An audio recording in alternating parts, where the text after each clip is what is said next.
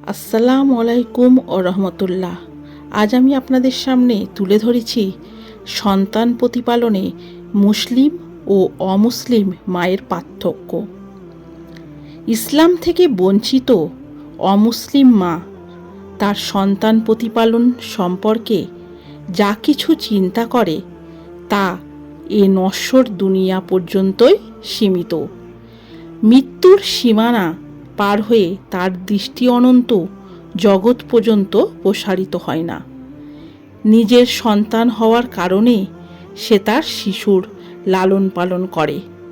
তার অন্তরে সন্তানের প্রতি মমত্ববোধের সীমাহীন আবেগ রয়েছে। সে এ চিন্তা করে যে সন্তানের মাধ্যমে তার বংশ টিকে থাকবে, অথবা সন্তান বড় হয়ে তাকে আরাম ও শান্তি দেবে এবং তার সাহায্যকারী হবে।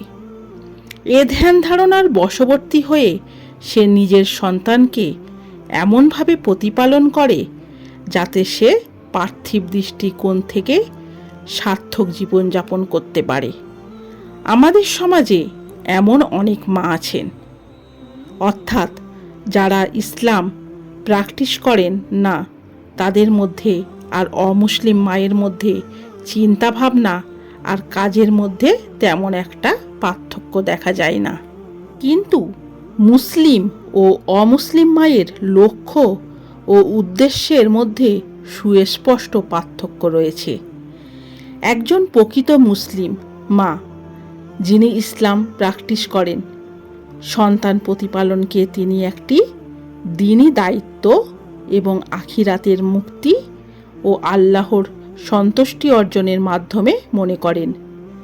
সন্তানকে প্রাচুর্যপূর্ণ আরামদায়ক একটি জীবন উপহার দেবার লক্ষ্যে তারা সন্তানকে প্রতিপালন করেন না।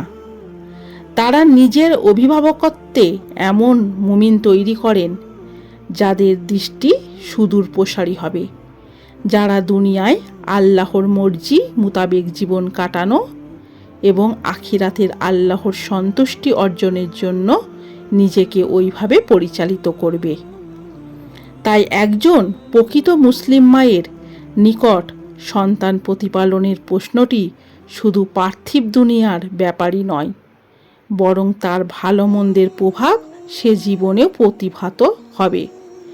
তার চিন্তাভাবনা হলো, তিনি যদি সন্তানকে ইসলামী ধ্যান ধারণায় গড়ে তোলেন এবং ইসলামী নির্দেশ মোতাবেক লালন পালন করেন, তাহলে তার এই জীবন এবং পরকালীন জীবন দুই সুন্দর হবে। আল্লাহ তার উপর খুশি হবেন এবং তাকে এই পৃথিবীতে শান্তি দেবেন এবং পরকালে জান্নাত দান ও পুরস্কারের বাড়ি বর্ষণ করবেন। যদি তিনি এ দায়িত্ব পালনে দুর্বলতা দেখান অথবা আল্লাহর নির্দেশ অনুযায়ী সন্তানদের গড়ে না তোলেন, তাহলে পরকালে লজ্জিত হবেন এবং আখিরাত নষ্ট হয়ে যাবে। আল্লাহ তার উপর অসন্তুষ্ট হবেন এবং শাস্তি দেবেন। এ ধরনের চিন্তা ও কর্মের সবচেয়ে বড় উপকারী দিক হলো যে, সকল প্রচেষ্টা সত্ত্বেও যদি সন্তান মায়ের আকাঙ্ক্ষা পূরণে অক্ষম হন, তাহলেও সে মা লজ্জিত হল না, তিনি নিরাশও হন না এবং তার কাছে ভাটা পড়ে না, বরং এ আস্থায় তিনি সবসময় বলিয়ান থাকেন যে দুনিয়ায় যদি সন্তান তার আকাঙ্ক্ষা পূরণে ব্যর্থও হয়, তবুও তিনি আল্লাহর নিকট যে প্রতিদানের প্রত্যাশী তা তিনি পূরণ করবেন।